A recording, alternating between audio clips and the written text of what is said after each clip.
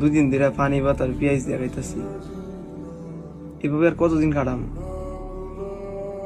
হেরা তরকারি রাঁধছে এক রুমে, তাই একদিন আর কইলো না যে তুমি যেগুলা খাইতেছো আয় একদিন খাও আমরা সাথে।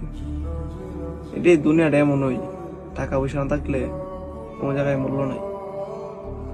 তেহি কয়া আজকে তোরা তরকারি রাঁধছে, দেখলাম মাংস রাঁধছে।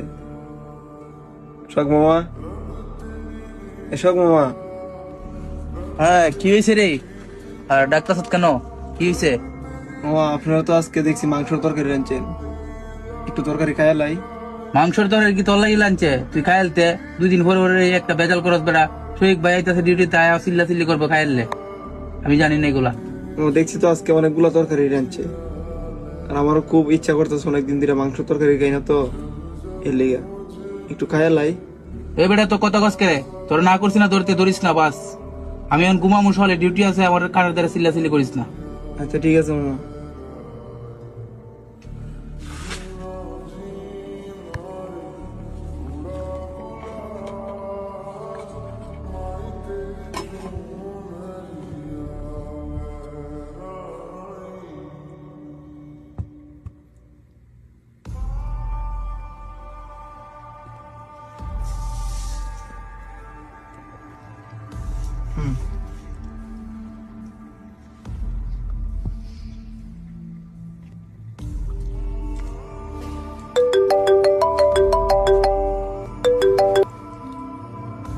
আসসালামু আলাইকুম আম্মা। না এই তো রুমে আইছি, ডিউটি করে রুমে খাওয়া দাওয়া করতেছি। হ্যাঁ মা, বালাকানাই গাইতেছি। এগুলা চিনবা না, এগুলা বাংলাদেশে নাই, এটা হচ্ছে সৌদি আরবের ক্যাপসা। এটা সবাই খা, সকল সৌদিরা এগুলোই খা। হ্যাঁ আচ্ছা আম্মা, টেনশন করো না, আমি পরে ফোন দিব না, এখন ভাত খাইতেছি তো, পরে কথা কম। আচ্ছা।